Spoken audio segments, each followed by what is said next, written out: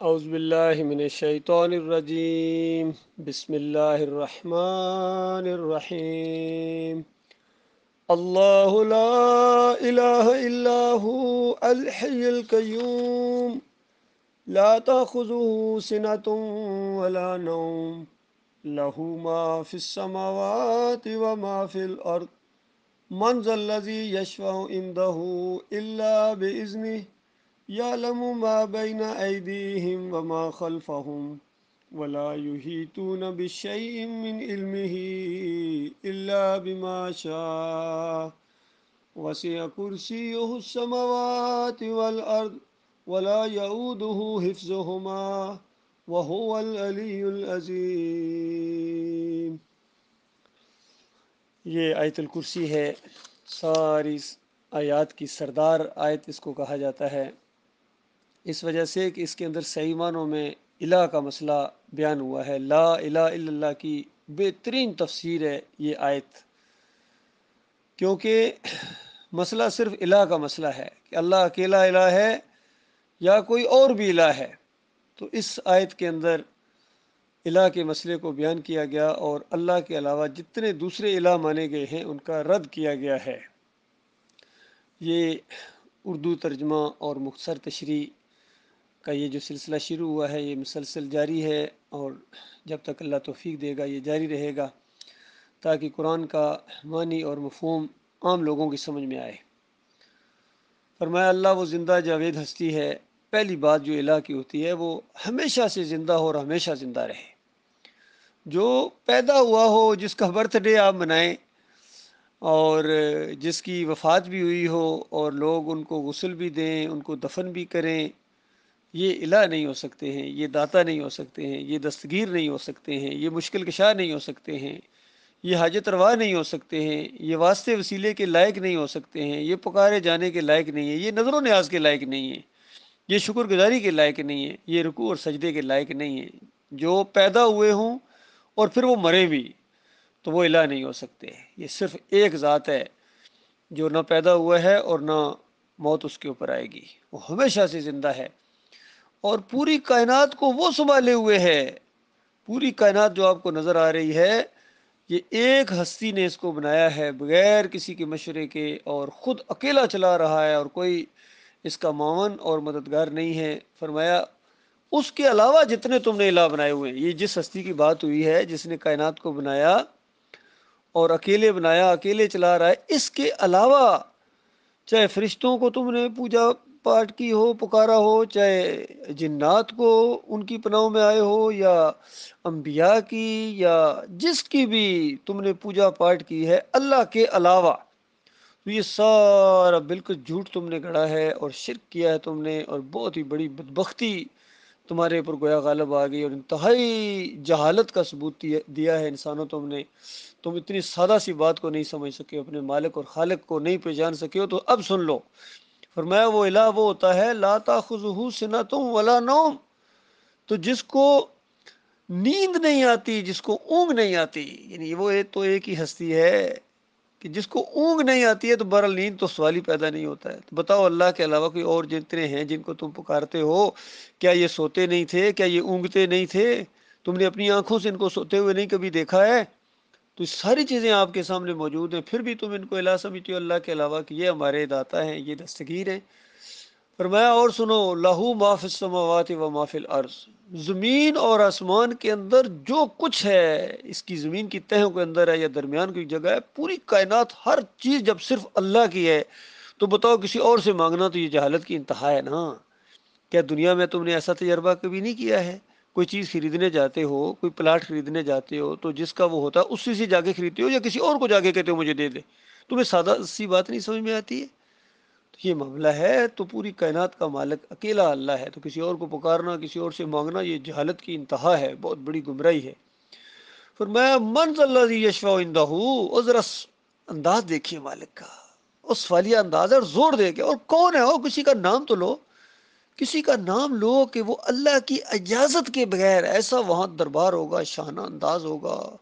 ایسا خوف و ہراس کا ماحول ہوگا کہ کوئی بول نہیں سکے گا۔ جس کو اللہ کہے گا تو بول، فلاں کی شفاعت کر، جس کو مالک چھوڑنا چاہے گا، جس کو عذاب نہیں دینا چاہے گا، بخش دینا چاہے گا، معاف کرنا چاہے گا، اس کے لیے بہانے اللہ نے نکالے ہیں۔ اور جن کو کہا جائے گا کہ ان کے لیے سفارش کرو، گویا ان کی عزت اور تکریم ہوگی وہاں۔ فرمایا کس طرح کوئی بغیر اجازت کے کسی کی سفارش کر سکتا ہے، جبکہ جو ان کے حالات ہیں، ان کے اگلے پچھلے چیزوں کو تو وہ جانتے ہی نہیں ہیں، تو کیسے سفارش کریں گے بتاؤ؟ تو اللہ تو صاحب اگلے پچھلے ان کے اعمال کو جانتا ہے، اور ہر ایک یعنی کوئی ایسی ذات نہیں ہے جو اللہ کے علم اور اللہ کے اس نالج کے اندر کوئی مداخلت کر سکے، کوئی جان سکے،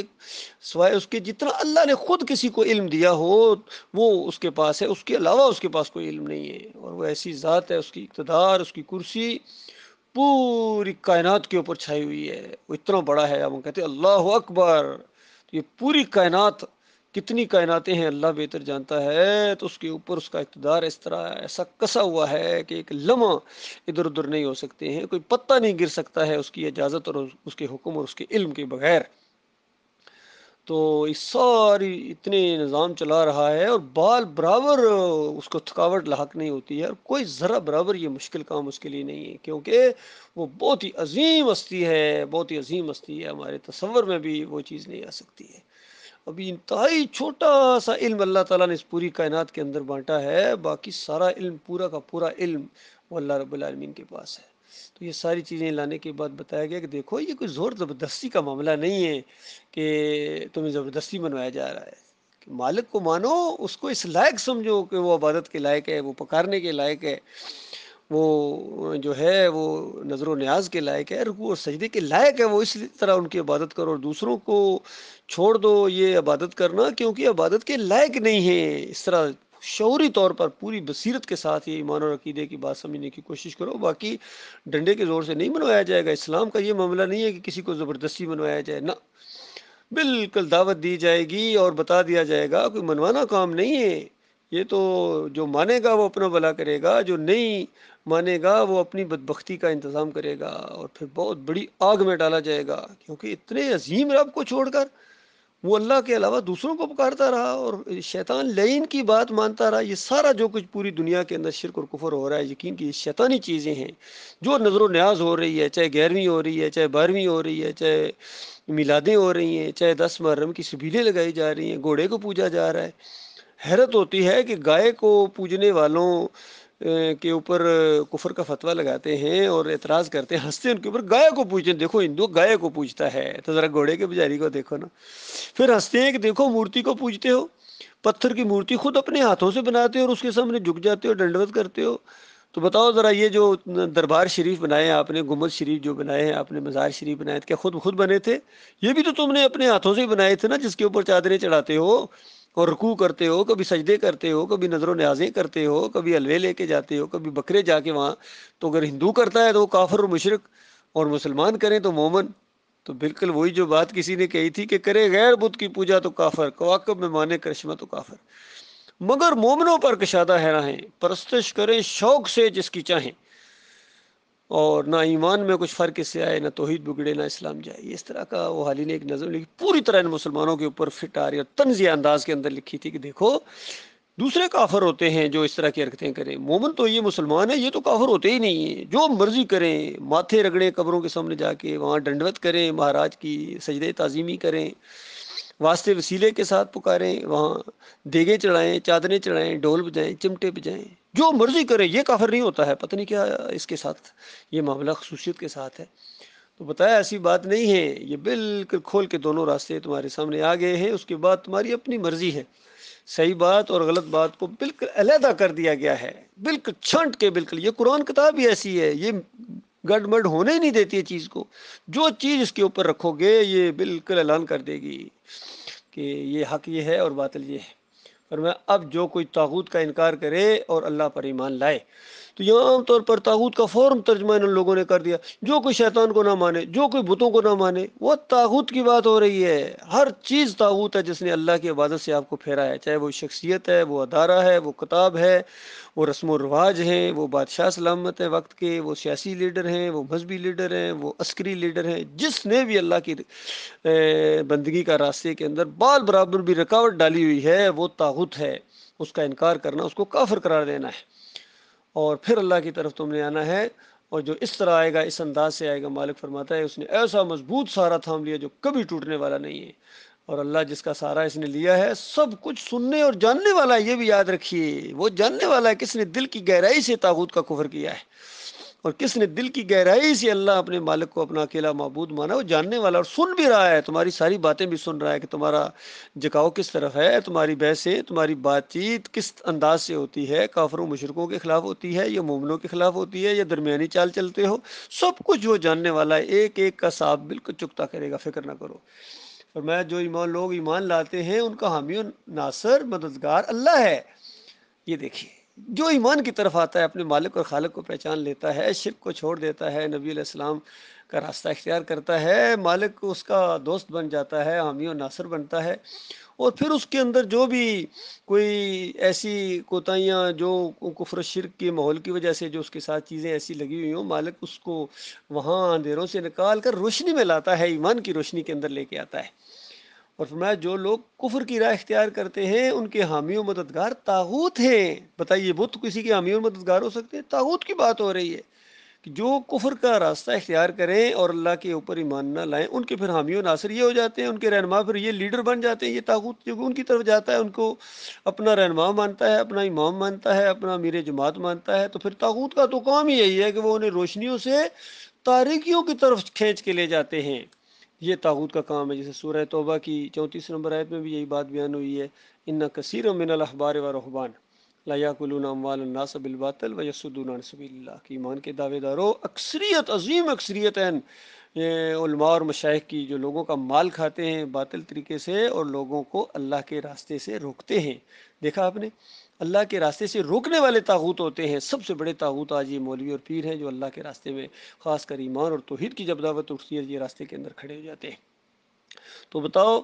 اللہ تو حامی و ناصر ہے اپنے مومن بندوں کا، وہ تو اندھیروں سے نکال کر روشنی میں لے کے آیا ہے۔ اس سے پہلے ہم 11ویں کرنے والے، 12ویں کھانے والے، کیک کاٹنے والے، مزاروں کے اوپر چڑھاوے چڑھانے والے، 11ویں کی بڑی عقیدت سکھایا کرتے تھے، یا علی مدد اور یا رسول مدد بھی چل رہا تھا، میلوں پر بھی جانا، یہ ساری چیزیں ہمارے اندر تھی، مالک نے ہمیں ان سے نکالا ہے، کیونکہ ہم اللہ کے اوپر جب ایمان لائے ہیں، اللہ کو پہچان گئے، مالک نے اس سے ہمیں نکال دیا ہے،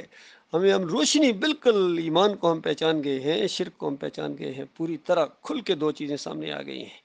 تو ہم تو روشنی کے اندر ہیں۔ کتنے بڑے بدبخت ہیں جو خود اندھیرے میں گئے ہیں، کفر و شرک ان کے اندر آیا، سجدہ تعظیمی ان کے اندر آیا، اور کہتے ہیں عیسیٰ علیہ السلام کو اللہ نے ایک صفت دے دی تھی، محمد حنیف نے دعوت القرآن تفسیر کے اندر لکھ دیا، خود کفر و شرک اس نے اختیار کیا اور الٹا ان مومنوں کو کہتا ہے کہ یہ جناب یہ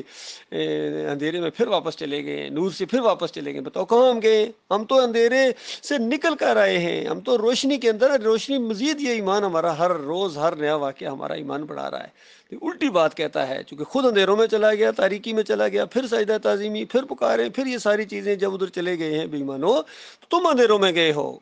اور پھر وہ آیت قرآن کی تمہارے اوپر فٹ آتی ہے کہ اللہ تعالیٰ ان خبیثوں کو طیب سے علیحدہ کر کے رہے گا، ان خبیثوں کو اللہ نے علیحدہ کیا ہے۔ باقی جن کا ایمان بالکل کھرا ہے، بالکل سادہ ایمان ہے، صاف سولہ آنے چوکس ایمان ہے اپنے مالک اور خالق کے اوپر، وہ خبیث کیسے ہوں گے؟ وہ تو طیب لوگ ہیں۔ کلمہ طیبہ اسی لیے کہا جاتا ہے، جو کلمہ یہ پڑھتا ہے لا الہ الا اللہ محمد رسول اللہ، اللہ کے علاوہ کوئی الہ نہیں، کوئی معبود نہیں ہے، کوئی پکار کے لائق ہی نہیں ہے، کوئی رکوع اور سجدے کے لائق ہی نہیں ہے۔ بتاؤ، سجدے تم ثابت کرو، اور طیب ظاہری بات ہے پھر کیسے رہ سکتے ہو؟ پھر تو تم خبیث ہو گئے ہو، خبیثوں کے اندر تم نے شمولیت اختیار کر لی ہے، طاغوتوں کی لسٹ میں تمہارا نام ڈال دیا گیا ہے۔ تمہیں جو بھی مانے گا، تمہارے نقشے قدم پر چلے گا، وہ ظاہری بات ہے وہ اندھیروں میں جائے گا، اندھیروں کے اندر جائے گا۔ یہ بڑی سادہ باتیں ہیں۔ فرمایا یہ اندھیروں کے اندر جانے والے، یہ طاغوتوں کو اپنا لیڈر ماننے والے، ان کو امام ماننے والے، بڑے فخر سے علی انجینئر صاحب کہتے ہیں میں تو نمازیں پڑھتا ہوں ان کو امام مانتا ہوں۔ اچھا ٹھیک ہے، مانتے رہو، کوئی بات نہیں، مالک کی کتاب کا فتویٰ تو تمہارے اوپر پھر آئے گا۔ مالک فرماتا ہے والذین کفروا اولیاءہم الطاغوت، کہ جو ان کو اپنا لیڈر بنائے، اپنا امام بنائے، اپنا سرپرست بنائے، ان کے پیچھے چلے، ان کو اپنا قائد اور قائد اعظم مانے، قائد ملت مانے، تو اس کے بعد یہ اس کے ساتھ ہمیشہ کی آگ میں رہنے والے لوگ ہوں گے، طاغوتوں کے پجاری یہ آگ میں جائیں گے جس میں وہ ہمیشہ رہیں گے۔ فرمایا کیا تم نے اس شخص کے حال پر بھی غور کیا ہے، یعنی کچھ خبر پہنچی ہے جس نے ابراہیم سے جھگڑا کیا تھا،